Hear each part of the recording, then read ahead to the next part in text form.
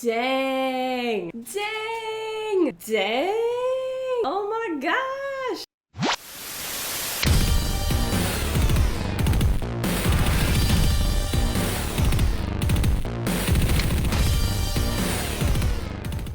Hello, it's the Curious Love back with another video, and today we are going to be discussing Game of Thrones Season 6, Episode 9, Battle of the Bastards. Now, obviously, said battle is probably the most important thing that happened in this episode, but let's not forget about everything that was happening with Dany and Co. in Meereen, so I'm going to quickly go over all of that. So we pick up with Dany right where we left off. She has just kind of come back into the chaos that is all of the different cities of Slaver's Bay coming to attack Meereen, and she's not too happy with the way Tyrion has been handling things, but granted, they had no idea where she was, and they were just trying to hold everything together, so no love lost, Tyrion. Still love you, still think you're a great character, but it was a little chaotic there for a minute. But, of course, Daenerys, Stormborn, whatever else she says, breaker of chains, I don't know the whole thing.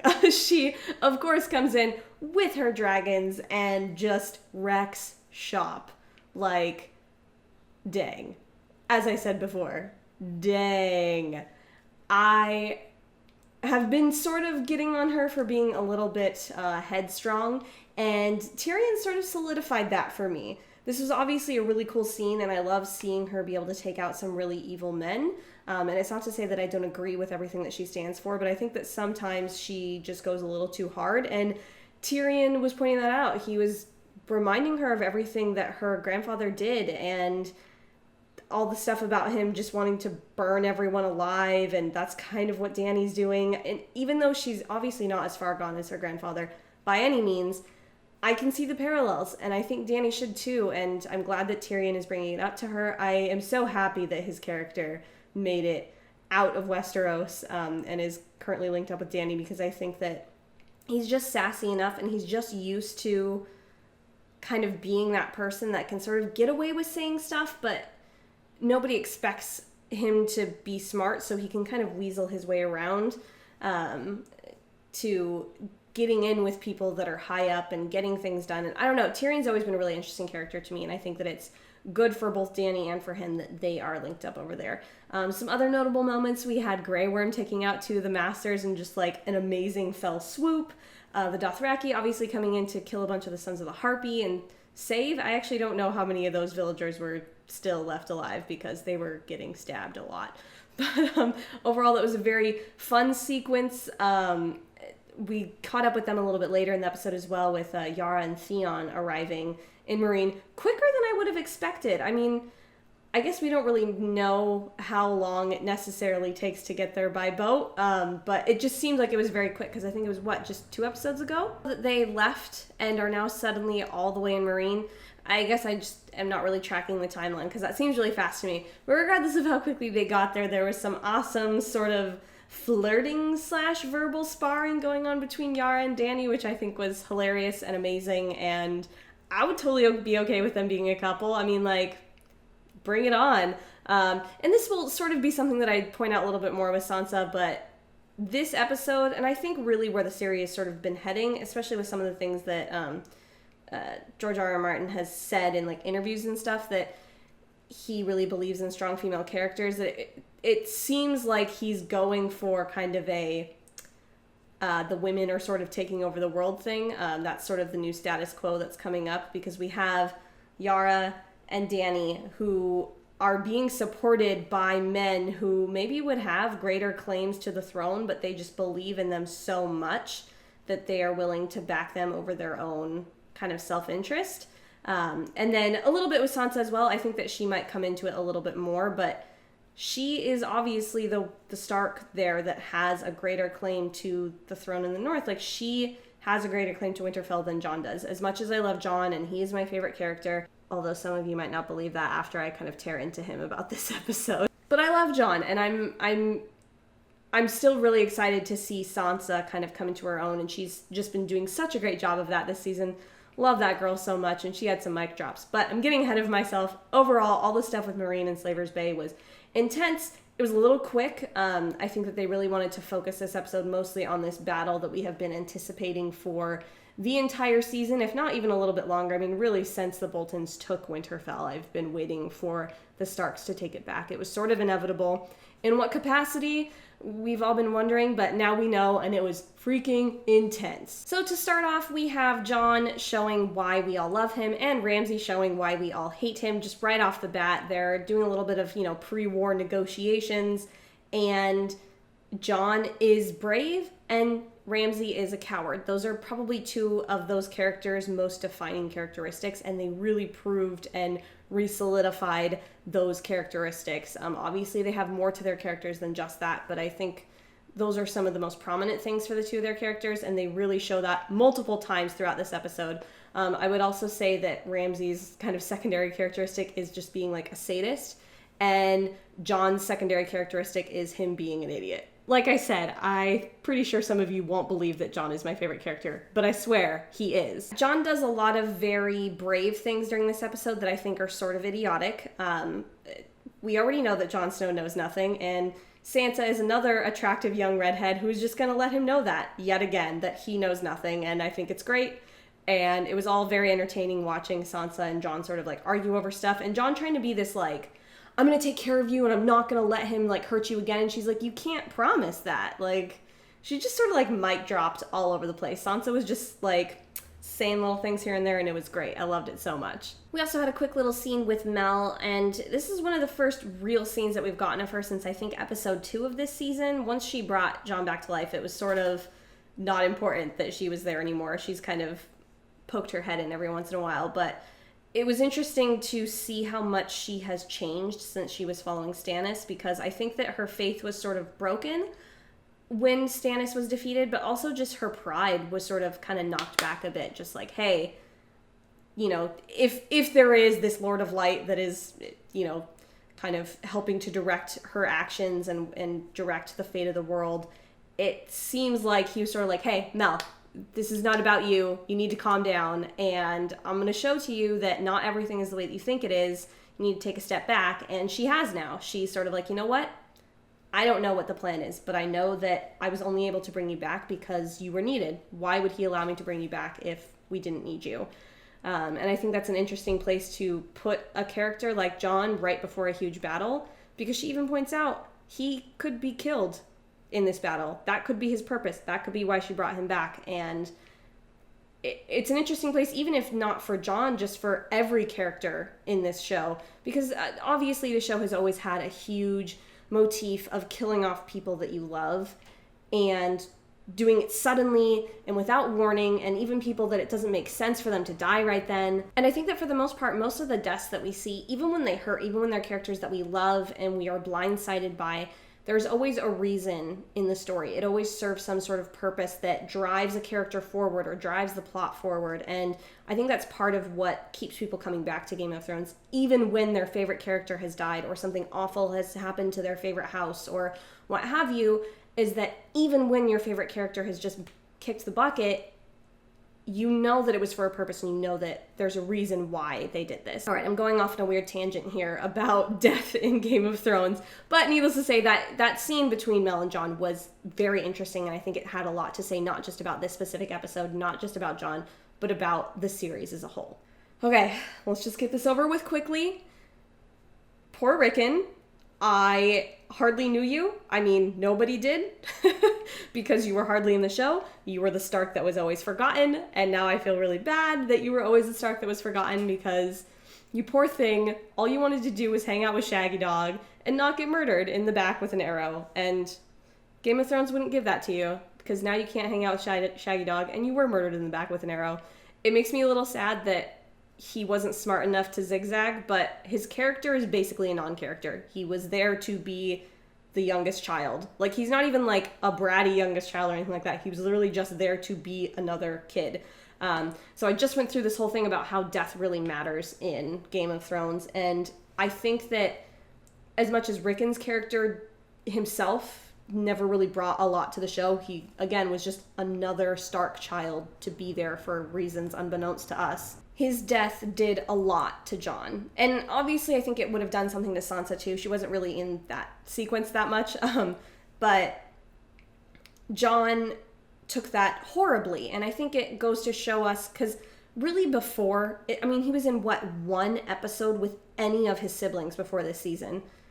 I don't even think he had scenes with half of his siblings before this season. Like, he had never had a scene with Sansa before their reunion. And having a character apart from their family for so long, and then wanting their plot to be so family-oriented, or at least house-oriented, and that he's trying to take back his family's home, and suddenly him and Sansa are supposed to be this, like, front together, that they're together and united against these great threats. And I'm sure that the Bolton house is the least of the things that we have to worry about coming. Just showing how Jon reacted to the death of one of his siblings, I think, was great. And I think that that character may have literally been created, because Rickon has done nothing. I think his character was literally created for this purpose. I mean, George R. R. Martin is sort of famous for how well crafted things were before he even started this series. He knows where everybody's going. He knows what's going to happen. And I really do think that that was part of what Rickon's kind of destiny was. And that's sort of unfair for just a little child, but he's a character. I'll try not to get emotionally attached to a fictional character.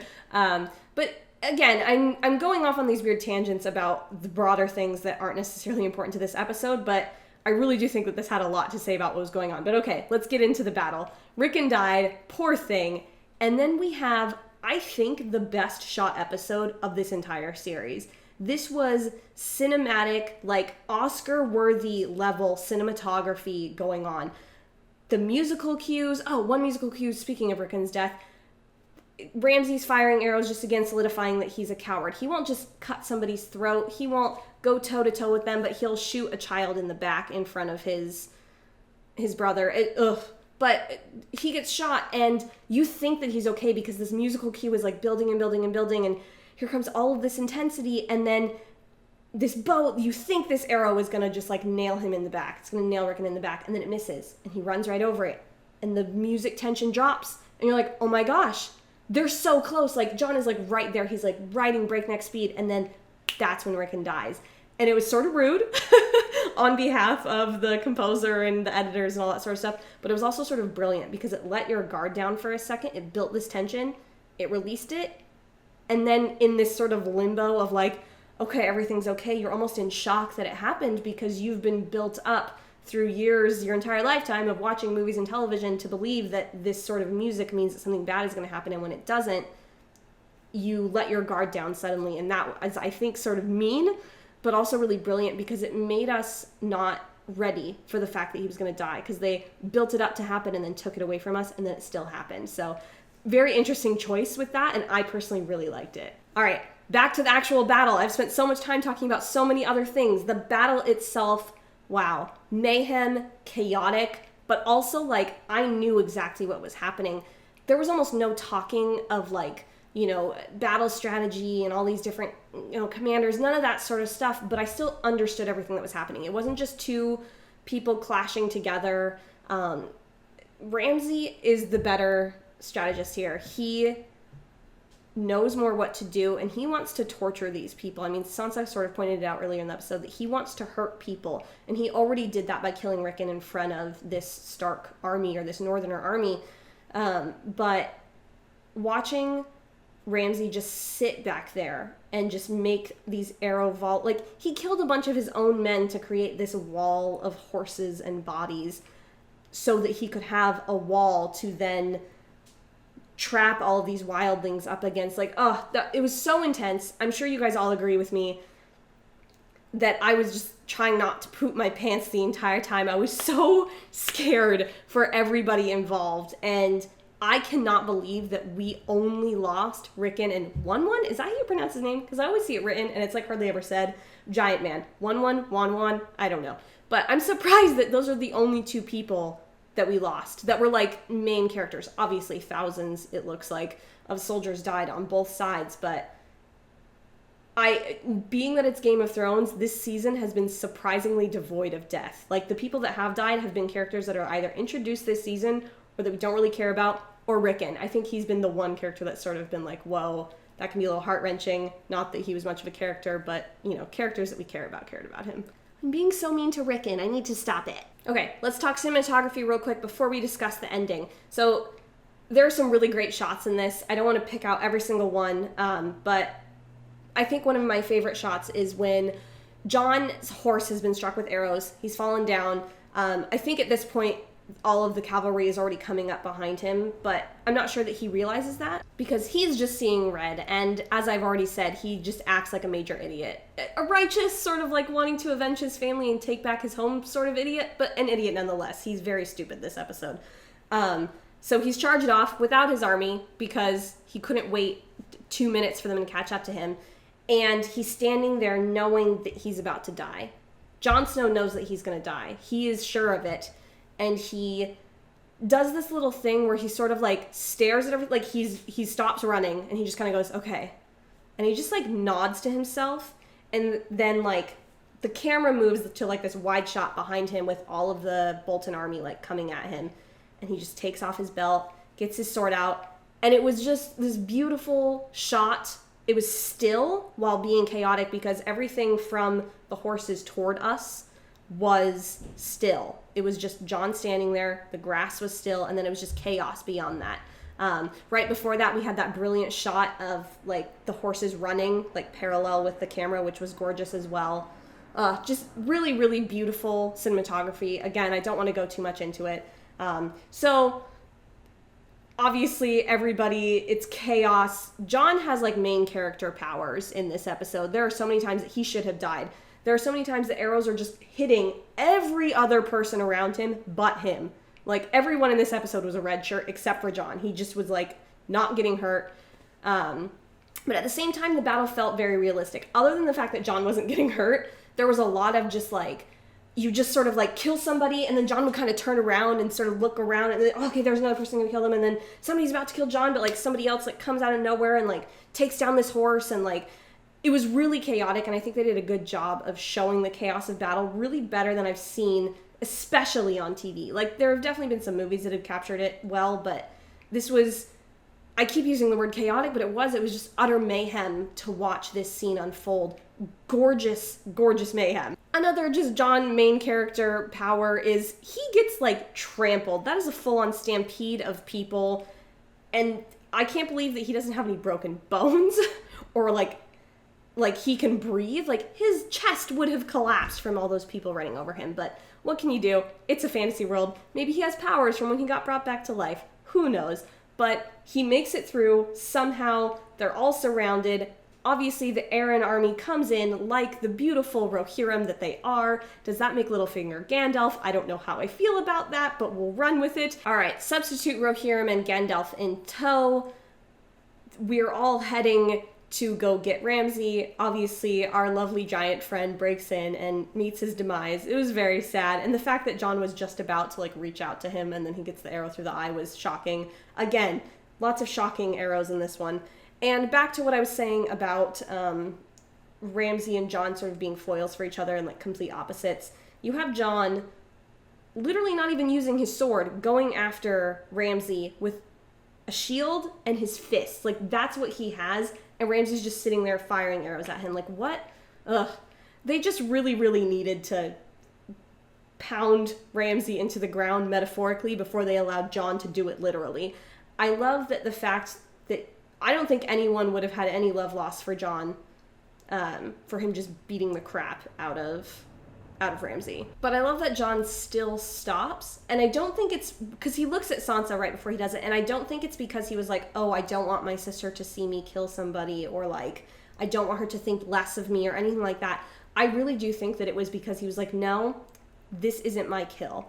This kill belongs to Sansa, and I think that that was a very deliberate decision on Jon's part to stop what he was doing and allow Sansa to then be the person to, if not physically kill him, metaphorically, and be the cause of it. I mean, obviously she let those dogs in there, or put him in there with his dogs. Overall, this was a great episode. I have so many more things that I could say. There was a lot of little great moments. I didn't even talk about Davos at all. Obviously, there's some stuff going on there. I'm a little scared for Mel. I think she's gonna get hurting after Davos found that little, like, toy. And it's interesting that they were camped at the same place that Stannis' army was. There's a lot to go over. Let's go ahead and keep talking about it down in the comments. We only have one episode left, and it's crazy. I honestly don't know what's going to happen next week. I have not yet seen the trailer for next week. I'm a little tentative too. I kind of want to go into it blind. Let me know what you guys thought of the episode. What are some things that I missed? Let me know down in the comments, and I will see you guys next week.